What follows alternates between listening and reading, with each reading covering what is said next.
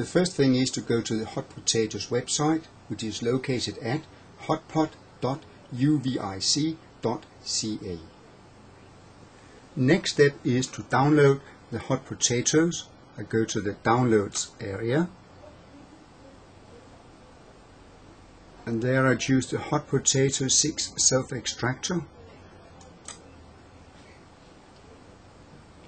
I have to save it. I want to save it in my download folder. I'll make a directory called Hot Potatoes.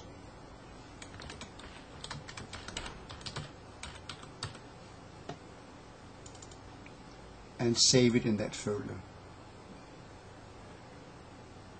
As soon as the file has downloaded, I open the folder and I double click on the program to start the installation. I select Run. I select Setup. I then have to choose the language to use during the installation. I choose English. And now I get to the Setup wizard and I click Next. I have to read the software license agreement. It is important to notice that Hot Potatoes is not a free program, but a program that you can use under certain conditions.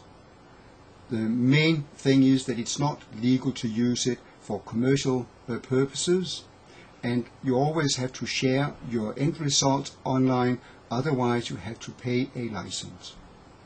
Anyway, a license is rather inexpensive, and I would suggest that you consider getting a license. I accept the agreement. I click Next. I want to install it. I click Next, Next, and Install. Basically, all you have to do is to accept all the suggestions. And now it's ready to launch. Before I launch it for the first time, I can choose the interface.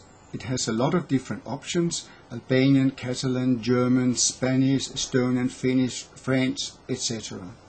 But I decide to use the English interface. To register and open the program, I go to the menu where it says Help. I click on Register. If I have a username, I would type it in now, and I would paste in the key. Otherwise, I click on the button called Get a Key. It will now go to the Hot Potatoes website, where I can apply for a registration key. My first step is to read the license terms.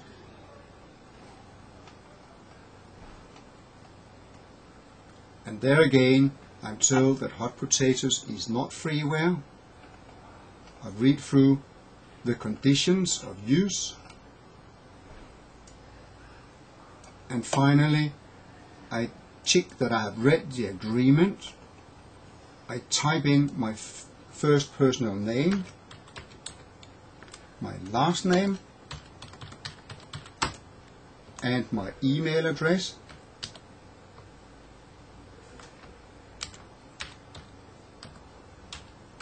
ka@ots.dk.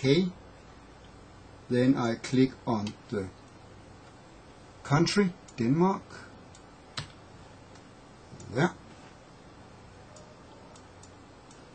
And submit. After I have submitted, I will receive an email with the registration information. I've just read the email and I now know that my username is Kent Andersen